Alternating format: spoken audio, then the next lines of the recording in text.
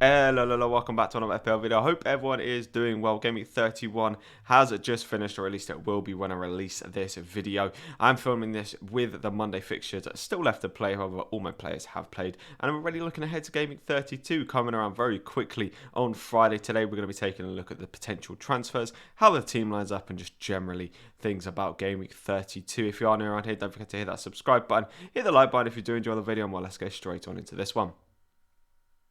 So, firstly, a quick look back to Game Week 31. How did I fare? How did I get on? The Game Week average so far this week has been 33. That's due to probably go up, but only probably a little bit with the two fixtures still remaining. My Game Week points were 65, which is actually a pretty decent score this week. Managed to get that Dallas 17 pointer off the bench, which I was very, very chuffed about, especially after receiving a netto 1 pointer. The transfer in from last week, him getting injured, was not ideal to start the Game Week, but it was then recovered very nicely with that Dallas brace. Overall points now sitting at 1909, with the overall rank given a nice green arrow of just over 100k, I think, to 273k. Probably dropped down to about 300 after tonight's fixtures, but still very, very pleased with that increase in rank. Then looking on to the team for Game Week 32, we've got Leno in net. Leno actually picked up his first clean sheet in 14 games. Arsenal pick up a nice little 3-0 result against Sheffield United. Hopefully they can continue that against the Fulham side, who are very much struggling to score goals at the minute. We've also got Creswell at the back there as well, playing against Newcastle. Creswell did pick up an injury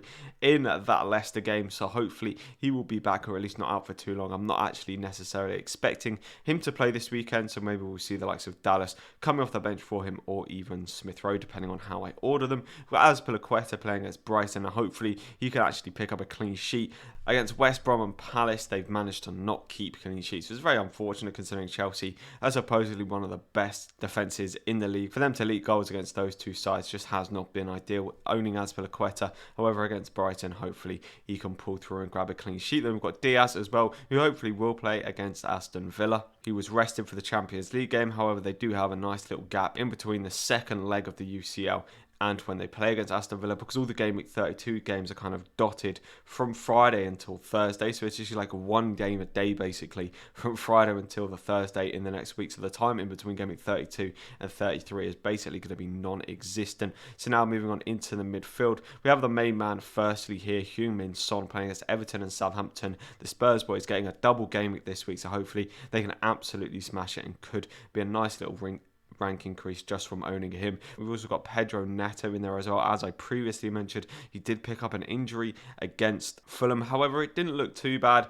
He came and watched the rest of the game with just a bit of ice on his knee, and it was an injury that he picked up over the international break, so hopefully it's not too bad. I'm not necessarily expecting him to play against Sheffield. We may see him on the bench, but hopefully he'll be back at least for Game Week 33. But I'm going to start him anyway, just in case he does start, because if he does start against Sheffield, he could go and absolutely smash it. And then we've got the main man himself, Jesse Lingard, been absolutely smashing it of late. 3 double-digit returns in a row, like it's unheard of from any player really. So he's absolutely smashing it. And Jesse Lingard potentially coming into the fold as a potential captaincy option, at least in the coming game weeks. Maybe not for this week because of the Spurs double game week, but Jesse Lingard, I'm very, very glad to own him for this Newcastle fixture. And then finally, we've got Bruno Fernandes on the end there, and he has only got 2 attacking returns in the past 6 game weeks. So definitely one to maybe look out for in terms of transferring out for the likes of maybe Salah. But at the moment, for me, that is a very, very luxury transfer. And I do have plenty of other kind of fires that need to be sorting out before I even consider getting rid of Bruno Fernandes. And against a Burnley side that defensively have not actually been too great of late. Although, you know, Burnley are this team that we kind of associate with having a very strong defence. Of late, they've actually been conceding a fair few goals. And so hopefully Manchester United, and specifically Bruno Fernandes, can have an absolute field day against Burnley and pick up some attacking returns. And finally, moving on into the attack, we have Ollie Watkins, Kane and Bamford. Obviously, Kane there picking up the captaincy, playing against Everton and Southampton. He has been Mr. Consistent throughout this whole season, picking up 19 goals and 13 assists, the most goals and the most assists in the league so far. He has just been absolutely smashing it, and for me, it's just a complete no-brainer to put the captaincy on him. I could put the captaincy on Son as just the pure amount of points that Son can get from being a midfielder definitely gives him an advantage over Harry Kane. However, just because Kane's on penalties, and as I say, the consistency that Kane has shown throughout this season, I think he's going to go and pick up some nice little attacking returns in this double game week. Then we've also got Ollie Watkins there playing as well against Manchester City. Now, Watkins has actually picked 2 attacking returns in the last 2, so that's been quite nice. Scoring a 7-pointer and an 8-pointer was nice to get some attacking returns from him.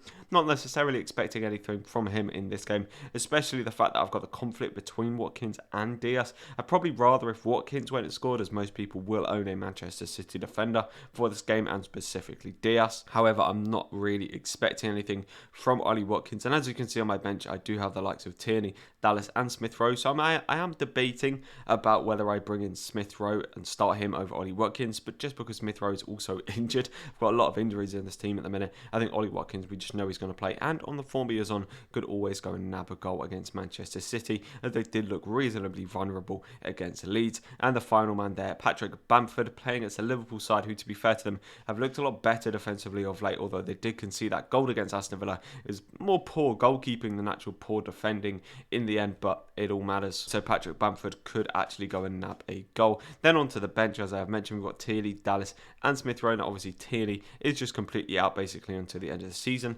Dallas is on the bench, but I very much do expect him to play, as I think Cresswell or Nato will definitely not play in the coming game week, so I very much expecting him to play. If Smith Rowe is back, he definitely might be worth a punt in this team, playing against Fulham. Fulham have been conceding goals of late, and I'm just crumbling a little bit under the pressure of the relegation battle, so Smith Rowe could come in for me. My transfer for this week, I'm looking at a few things. Obviously, Iheanacho has been an absolute fire of late, and I'd very much like to bring him in. However, because of the injuries that I do have, I feel like I need to take out someone who is injured, and specifically Kieran Tierney. I'm looking at one of the Liverpool boys, whether that be Robertson, whether that Phillips, whether that would be Trent. I'm not 100% set on anyone at the minute, but that's kind of where I'm looking at going, is transferring out Tierney to another defender, most likely a Liverpool defender in Trent, Robertson or Nat Phillips. And so this is kind of how the team lines up for Game Week 32. It's not an incredible lineup considering that Cresswell and Neto are both injured. If those two weren't both injured, I'd actually be very much looking forward to this game week, or a lot more than I am. I feel like I cover the main basis with Kane and Son, and as with any game week, I'll be looking forward to it. But it would just be nicer to have Cresswell and Neto playing. Neto may still play, there's a little bit of hope for him, but I definitely think that Cresswell is out. So if you have enjoyed this quick little team selection, please don't forget to hit that like button. Let me know down in the comments what you're thinking of doing for this week. The transfers, the captaincy picks, what are the Spurs players you may be thinking of bringing in. I'm definitely kind of considering the idea of maybe bringing in the likes of Lucas Moura, as I think he could have a great double gaming. The likes of Lloris could be good as well, but I just don't think I have the kind of luxury to transfer out a goalkeeper, especially when I've already got 2 playing goalkeepers. But yeah, don't forget to hit that like button if you have enjoyed the video. Hit the subscribe button if you're new around here, and I'll catch you in the next one. See ya.